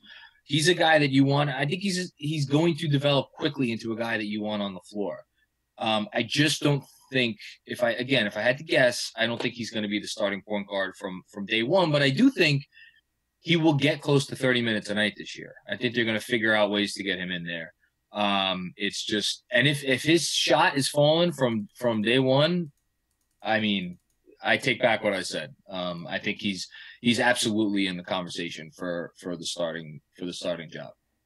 Yeah, I mean, my take on the Frank thing is, I feel like, I like Trey. Don't get me wrong, and Trey Burke actually he broke his 2K rating on Knicks Fan TV. So salute to Trey Burke.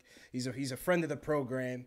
I like Trey, man, and I like his story. And I think, according to Fizdale's philosophy, if you keep what you kill, I think Trey does deserve to be the starter. Because he did kill.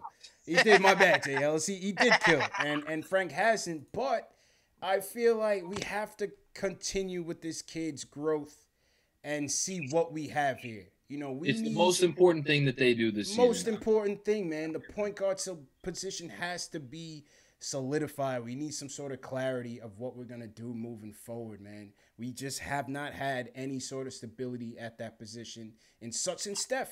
Since Steph, we have not had that stability. And if I don't even know if you want to call it stability, but yeah, I don't know if he was longevity.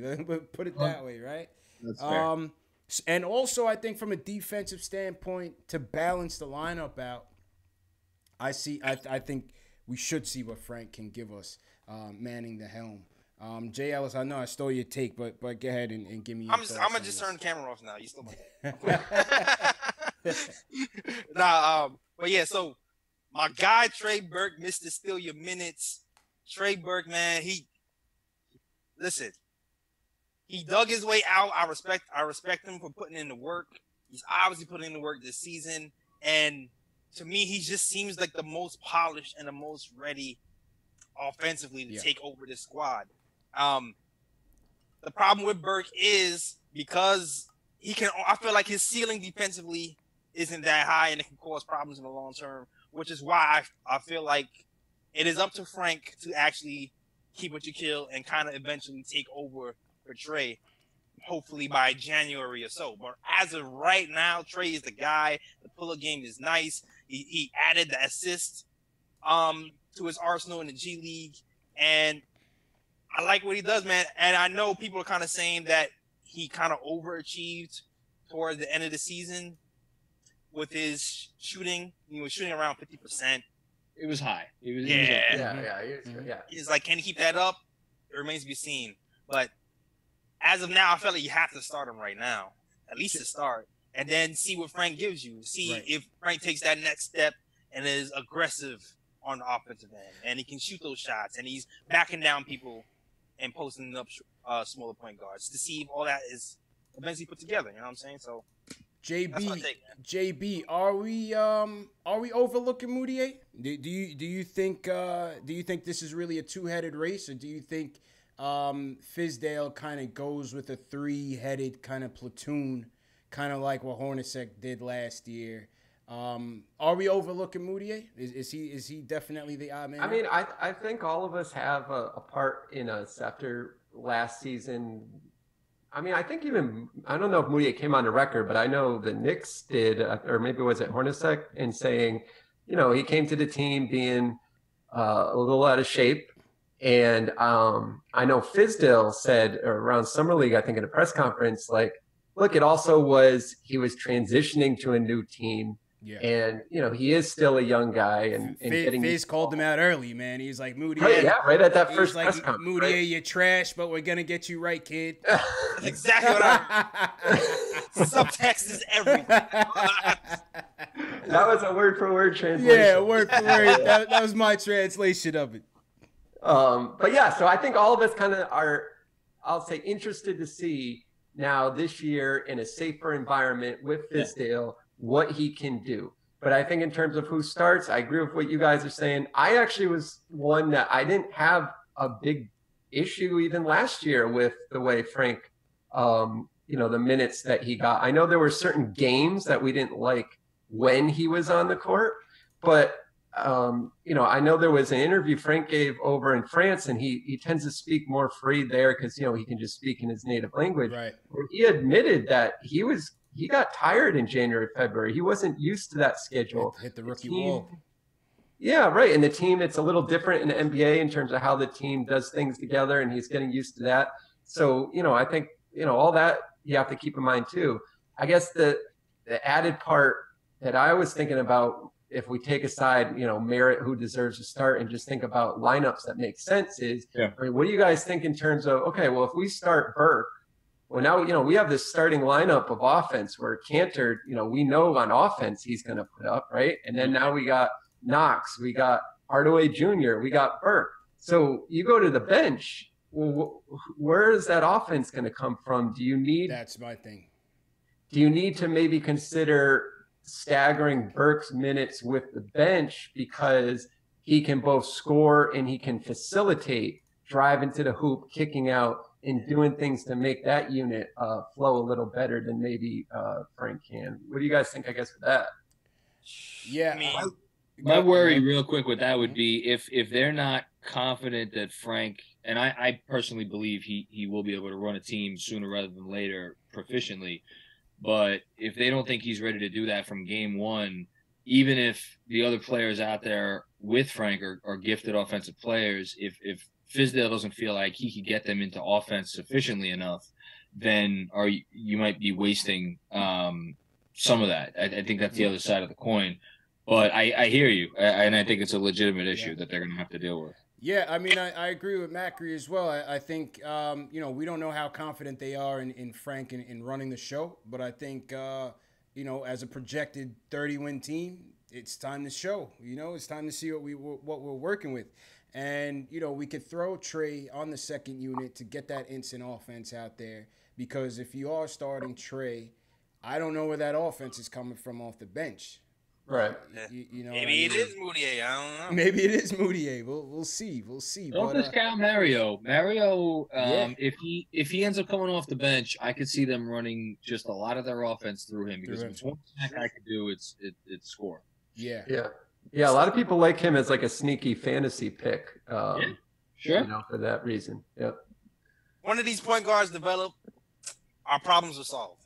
One thing, period. If Frank develops into what he's supposed to be or he needs to be, it solves a lot of problems on both sides of the ball, and we can be a lot more comfortable going into January, February, knowing where the team is going. Yep. Yeah, I definitely agree. We need that closure, man. I need to see a point guard, a capable point guard that we can see here into the future. But it'll be interesting to see what happens. It'll be interesting to see how that works out. Everybody in the chat, once again, salute to everybody in the chat that's watching us on this Saturday. If it's just your first time watching, hit that subscribe button. Let us know what you think about the point guard battle in training camp. Is it Frank? Is it Trey? Is it Moutier? Are you a closet Ron Baker fan? Let us know what you think. Who's going to be in this rotation? Leave it in the comments. Leave it in the chat, and we'll point out some chats. Okay, so I think it's 5:30. All right. Well, we got some tickets to give away. We've broken down the positions, and we got Knicks Hawks tickets to give away for opening night. So let's do that at this moment. Yeah. JB, did you email me the list already, or? I just sent it over, so you should have it. Right, let's send it over and see who's it gonna be. Let me see. Right. I think we got While I sort through the spreadsheet, I think we got the CEO of Statement Games. These tickets are being brought to you by Statement Games. So let me see if we can get Mark on the line. Mark, are you there? Hey, how's it going, guys? Mark, what's going on, man? So we got Mark Salino, the CEO of Statement Games. Mark, you are live with Knicks Post Game Live. We're getting ready to give away the tickets. So go ahead and tell the people a little bit about Statement Games and what they can look forward to this year.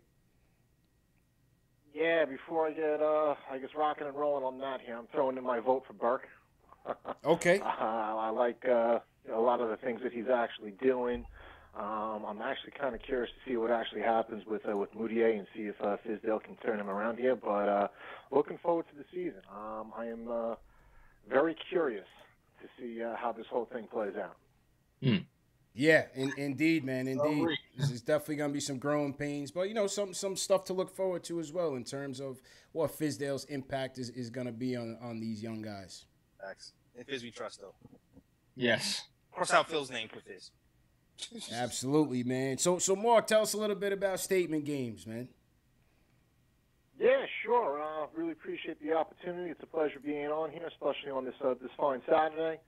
So, as you had mentioned, I am the CEO of an online game called Statement Games. You can actually access it via statementgames.com. It's accessible on laptops, phones, tablets, any type of browser that has the ability to connect to the internet would have the ability to access statementgames.com. And like I said, it's a free online game. We're going to have a little bit of a different twist or a different take on fantasy basketball. We create tournaments around individual sporting events, or in this case, basketball games or Knicks tournaments. So the game is pretty simple. It's straightforward. You go into statementgames.com, you either log back in or create yourself an account, which is very simple and easy. You can create an account by clicking a Facebook button or a Google Plus button. It takes you right into the lobby of the site. You play in various different tournaments, and our game is it's pretty straightforward. So, for example, let's just say the Knicks are playing, they're playing the Hawks. So our game is going to be based on a basketball game. We're going to actually present a list of statements or props that could potentially take place during the course of that basketball game. For example, cancer over or under, 13.5 rebounds for that night's game. The Knicks are going to shoot over or under 28% from the three-point line here. We come up with a whole bunch of different props or outcomes. We present them to you. You sort through the list. You pick 10 of them. You rank them from 10 to 1. So if your number 10 statement becomes correct, you're going to get 10 points. If 9 through 1 are incorrect, now you just have a total of 10 points. You're going to play in leagues of anywhere between 8 to 12 people. The person with the most points from correct statements at the end of that specific basketball game wins. So as you can kind of see here, it's a little bit of a different take on fantasy sports. You're not drafting players. You're actually organizing a list or a group of props or statements in a little bit of a team format. You're sitting back, you're enjoying a basketball game, and you're going from there. Nice. Absolutely, man. And what we're gonna do is we'll host I'm gonna host a live stream before the first preseason game, Knicks and Wizards, October 1st. I'm gonna host a live stream to explain, walk through screen by screen with Nick and Mark from Statement Games of how you guys can play, how you guys can win, and how you guys can win more Knicks tickets, memorabilia, so on and so forth. So, Mark, we definitely appreciate partnering up this season. And, we're definitely going to have you guys back on the show, man. Definitely appreciate the time. Yeah, thanks for providing the tickets. No, I appreciate it. Yeah, thank you. Thanks. And definitely just keep in mind that all of this stuff is 100% free. We don't actually ask for any type of credit card number, social security number, or ask you to make a deposit into an account.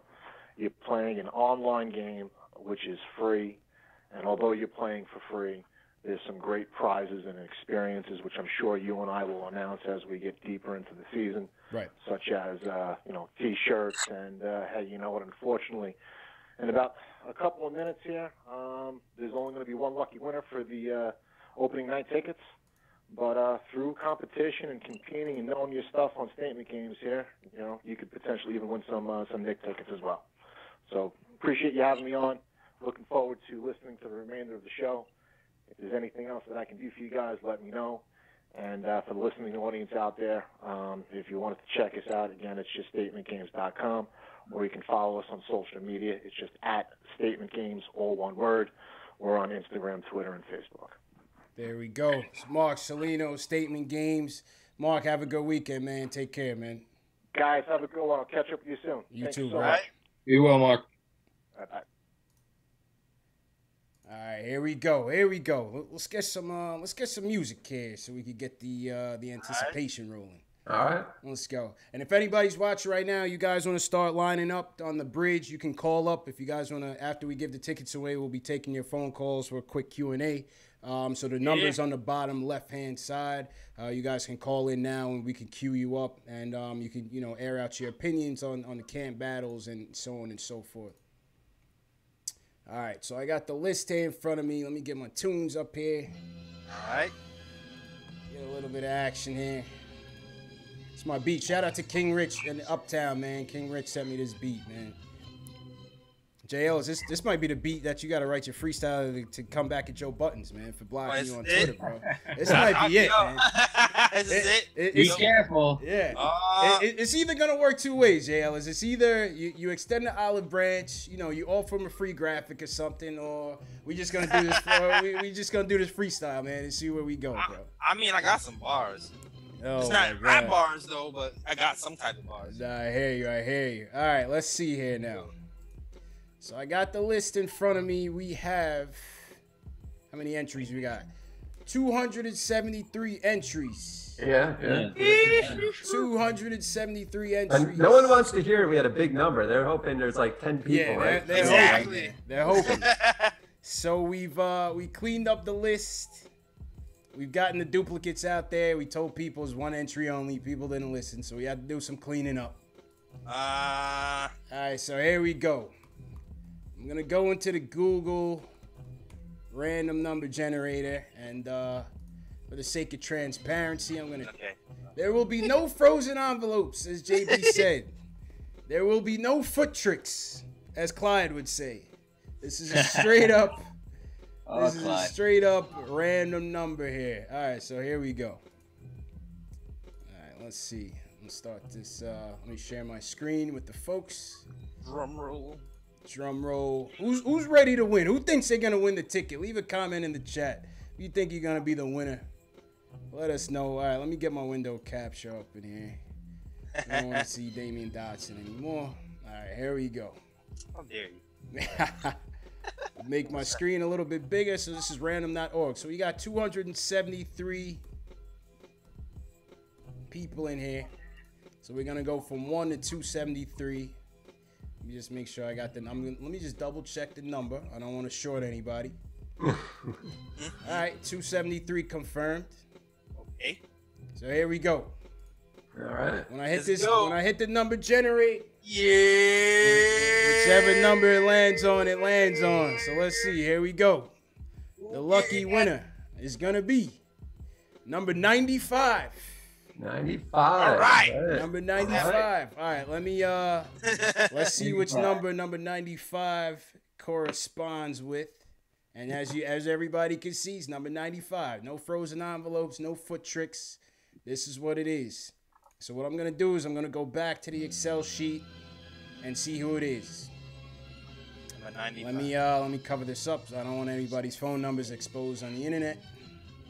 So while you're doing that, we did just get a little bit of breaking news here. I don't know if you call this news, but Shams just tweeted out that Minnesota All-Star Jimmy Butler has begun to seriously contemplate his future with the franchise. Oh, buddy. It's over. He's coming to NY. Oh, buddy. Going to the. Oh, buddy. I don't quite know what that means. What does that even mean? That means they said they're gonna meet. They're gonna meet on Monday, right? He's gonna meet. Yes, he's going to meet him on Monday. Okay. That means Courtney Lee is going to the Timberwolves. That's it. I've begun to seriously contemplate what I'm going to have for dinner God. tonight. Thanks, Brian Jones, for subscribing. Hey, thanks. Thanks for the subscribe, man. All right, so here we go. The winner is, and let me hide this guy's phone number here so he's not on. Get this phone numbers out of here. Number 95. The winner is Freedom Tricochet. I don't know if he's French or what. Freedom Tricochet. Not Ricochet, but Tricochet. Okay. Is the winner, number 95. Freedom Tricochets. Very nice. There it is, man. Let's All right. let's give this guy. So no one in the chat, I guess. I don't know. Nah, nobody's in the chat. Freedom, if you watch it, give us a call, or else we're gonna call you, man. You should have been watching, buddy. All right, here we go. Let's see if he picks up. If he picks up, all right. Let's see if he picks up. Who just subscribed? Gyromania, thanks for the subscribe, man. All right, let's see if we can reach. Mr. Ricochet here. Tricochet. It's a pretty creative handle. Yeah. It's no Drip Bayless, but it's all right. It's decent. Yes, no, that's the first thing I was thinking. It's like Drip. Is that your other alias, Drip? Yeah. Or Robert Parrish. Yeah. That's a good one. All right, let's see. Let's call Mr. Trio Show. Give me a second.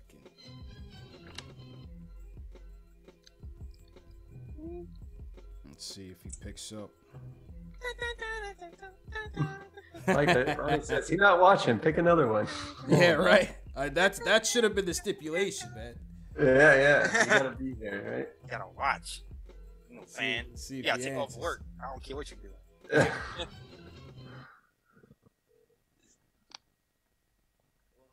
Hello, is this Freedom? Is that your voice? This is CP from the Knicks Fan TV. How's it going? Not much, man. Are you trying to go to the Knicks game? the hell? Well, you filled out a form here to win these Knicks tickets, man. You trying to go to the game?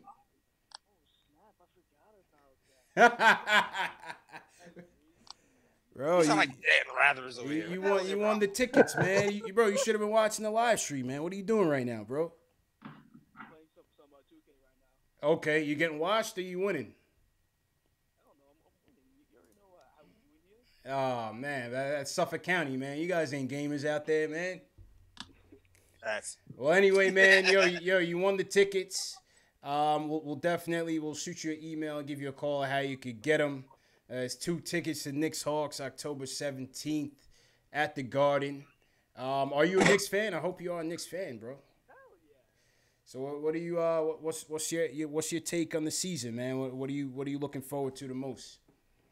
I'm looking forward for Kevin Knox's growth. I just want to see how he'll grow throughout the whole season. And sound is low on him, by the way. just in general, how the whole Knicks team will play. No doubt, man. All right, well, listen, congratulations again, and we'll definitely be in touch on the tickets, man. Congrats. All right, thank you, man. Who did it? All right, man. Take it easy. Well done. Yeah. All right. All right. Well, there we have it, man. Casey, we were getting on you because you have a different voice when you Yeah, made the man. phone call That's not how you speak. No, well, look, it was a sideways prank call. I wanted to catch him off guard. I wanted to sound like the Publishers Clearinghouse guy or something. You're the person I'm going to hire if I need to have someone call someone. Yeah, definitely, man. CIA, look me up, man. Look me up. This guy was playing 2K. He didn't even remember that he signed up for these tickets. He probably thought it was like a trick or something that he wasn't going to win.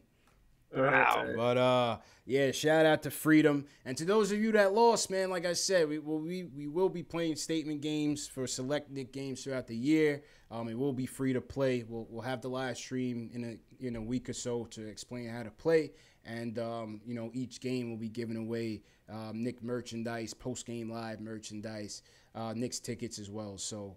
There'll be prizes. Yeah, there will be plenty to win. So no worries on that. Okay, that's pretty much the show, man. If you guys want to call in, you could definitely call in. We'll see if the lines open up in a couple minutes. If not, man, definitely great show. Yo, JL's, what happened with this Joe Button stuff, man? Tell everybody what happened. Ah, man. First of all, I was a victim, right? I'm just leave off with that. That's a lot of the show, right? Casualty of war. Casualty of war, man. I was a victim. I was put into this huge Twitter group. It was like a 50-man thread. Yeah, it's a 50-man thread, right? Of like delusional, maniacal Knicks fans. Frank Ntilikina haters, or all of them in there, right? Half of them, anyway. Some of them are actually cool. What's up, y'all watching? Hey, what's going on? Anyway. You're like a block on more people now. Yeah. Yo, but anyway, so I'm getting all these alerts in the morning. Like, my phone is blowing up, and they just talking Knicks all day. Some of this is actually kind of entertaining, so I joined in a couple of comments. All of a sudden, Joe Button joins in. It's like days later, Joe Button goes like, hey, can't keep me off the thread. It's kind of Button's just getting like 200 notifications a day. Yeah. Wait, what impression are you doing of Casey right now? Or nah, that's my Joe Button. That's Joe Button's impersonation, man. Yeah. Good one. Can't take me off the thread. This is please, thank you. And everybody's like, oh, Joe Button responded. Everybody's hyped. Yeah, everybody was hyped that he responded, but no one took him off the thread. Yeah. So I simply said, take him off the thread before he hurt y'all. And then next thing you know, I checked back like a few weeks later or whatever, and I realized I'm blocked. And I have no reason. Yeah, he blocked me. Blocked by Joe Buttons, man. Blocked by Joe Button, man. Which is the Frank Isola of the rap game. Yeah, and I was seriously, and I was like, I had nothing to do with that thread. Why did he block me? It was kind of wild. Oh So, I man. mean, I'm a big fan of this podcast too. So I'm like, damn, bro. Like, I thought I was gonna be I thought I was gonna be the third member. You know what I'm saying? Now the podcast is lit though, man. I like that podcast. Yeah, I podcast definitely is like lit, it, man. Yo, no, I realized too, I was blocked by Brandon Jennings. Oh, what Really? did you do to Brandon Jennings, bro? That's a tough loss there. Yo, I was blocked by Brandon Jennings last year on Instagram and blocked by from the pod this morning. Yeah. Yeah. So Yeah, it's like I'm blocked by 2 people that Maul knows. So Maul. So you're saying it's man. him? I'll build the bridge. I don't know. Maul need to build the bridge, man. And build this bridge, man. So supposedly people saying that Maul is stating that KD is really trying to come here. I don't know how much stock to take into that. He said he's a lock. That was his exact words. I can't believe that. He Yeah, I said don't know KD is about a lock. No, nobody knows what KD's thinking. Yeah, right. I don't even think KD probably knows at this point. I don't think he does either. Now, what's interesting on that take was Maul said last season that KP was going to leave the Knicks. Nah, he doesn't know shit, man. He said that.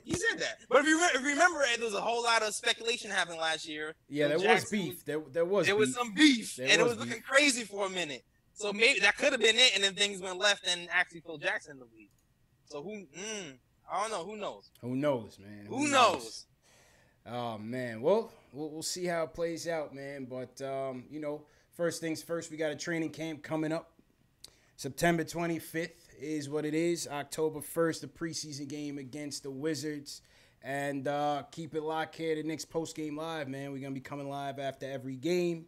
And, taking your phone calls, breaking down the game. And, definitely thanks for everybody for tuning in. Jay Macri, I'm going to put it on to you. Give us some last words and let the people know where they can find you. Yeah, sure. If you're not already doing so, follow me on Twitter, JC Macri, NBA. And obviously keep an eye out for, the Knicks Film School website coming at you before the season starts. Within the next couple of weeks, we'll get that up and going. Got a lot of exciting stuff planned for this year. My closing take is this. I think that, the team right now, it's been a year that they haven't done anything stupid or objectively wrong. Applaud them. Amen. Right? And it's sad. I don't want to say it's sad. It's unfortunate that we have to, that's a thing that we should all be celebrating, but it is, because there have been, the organization hasn't always been going in the right direction, and it seems like it is. And today is September 15th, right? If we could make it another, 9.5 months, just stay the course. Just keep doing what you're doing. Don't swing for the fences on anything. Don't try to make a splash. Just play it smart. Develop your guys. I think they're going to be all right. They have, I was talking to someone earlier. They have put themselves in a position to be successful. They're not successful yet, but they put themselves in a position to be successful. Just stay in that position. If they just stay in that position, we got this Jimmy Butler news over the wire. I'm sure that there's going to be, teams calling and offering different things for him. Don't go nuts. Nah, I don't want him. I don't want him. Hey, listen. Not in the trade. If a perfect opportunity is there and it's too good to be true, great. But let's just stay the course. Stay the course. Make the smart move. Don't make, they've avoided trying to get on the back pages, as is fashionable to say. Just keep doing that, and I think they're going to be all right. True indeed. Well said, man. And I put a link to your Twitter in the description below. So if you're not following Jonathan on Twitter, there's a link to his Twitter profile in the video description. So just click down below and you'll find him, man. He's a great writer and covering the Knicks NBA at large. So definitely give him a follow. JB. Yeah. So I guess same thing. I guess to add a little bit on the site, because I saw earlier in the chat, someone had asked if we could give maybe a little more preview of what the site will be like. If you went to the Knicks Film School site before I relaunched it, it was much more news focused and it was kind of like a stream. The new site will be similar, but there will be obviously original content from both me and Jonathan. Zach, and I always say his last name wrong, but Deluzio from Posting and Toasting will also be helping us out. And then a lot of people who I've talked to will be doing, whether it's guest contributions or, helping out more than that. But we're really hoping it becomes a place that's kind of like a community where, even for both Nick of Time Show and Knicks Fan TV, we'll be featuring their content on the site. But we'll also be doing things that are a little different than maybe your traditional blog. We don't want you to just come and have a bunch of featured posts that you're just scrolling down and we're trying to get you to click. We're going to try to mix in useful information. So if you want to know about the salary cap, we'll have a place for you to come and you'll get all the details that you want to know. If you want to know about, roster questions or whatever news that comes up. So if now it's training camp and you're wondering, how the roster works through training camp, all that type of information we're going to try to put on the site. So I guess to give you a little more preview of that, we're excited about it. And obviously follow Nick Film School, follow Macri, follow Knicks Fan TV, follow Nick of Time Show, both on Twitter and Instagram. And then obviously subscribe here to the YouTube channel. And it was great being on. Absolutely, man. Definitely great having you guys on, man. And when it comes to the content, man, you're on top of your game, man. And I think I had come across the account last year, and I was like, yo, this dude is breaking down film. He's posting this. He's posting like yo, this dude is a machine, bro. And thanks. Definitely valuable contributions to the Knicks content world, man. You guys are really great at what you guys do, man. And Jay Ellis. On to you, man. I don't got that much to say. All I gotta say is this: I'm loving the direction that we're in right now. I love how strong the youth movement is. We haven't really had this many young pieces on the squad at the same time. This many prospects. I love that we have Frank, plus Knox, plus Mitch, plus KP to look forward to one day. Hopefully, if everything goes the way we want to, having this long interchangeable squad that's just causing havoc. I just see the future if we just stay the course. Yep. And I just like that we have Fizz and all these young coaches. Everything just seems so deliberate and so well thought out, and it gives me a lot of hope for the future. That's a good word for it. And I agree. Yeah, even me suspecting not to even win that much this season. Even with everybody, all the hype again with Zion for next year, might be coming in. All that, like, I'm just hyped. I'm just really glad that we're in the position we're in, and I can't wait to see what comes of it.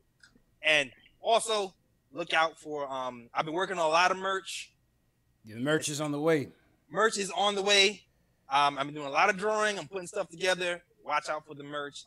And I think you guys are gonna like it and love it. And yeah, when it's out, I'll let y'all know. Follow me on Instagram and Twitter. And you'll be the first to know when it happens. Trust me. All right. Absolutely, man. My guy, Jay Ellis, my partner in crime. Once again, I just got to echo the same sentiments as everybody. I think it's refreshing to see the direction that the squad is going in. I did a video called The New Era on YouTube. You can catch it if you hit the icon at the top right. You could catch it if you haven't watched it already. But it just basically speaks to, since my time watching from the UN era on, we've just never really been in this period where we're truly committed to a youth rebuild and building in the right way. We're not taking shortcuts. We're not, as of right now, we're not doing things like the Melo trade where, we're mortgaging half the future and then figuring out how to piece it together afterwards. That's just hustling backwards. And, I just like where this team is headed.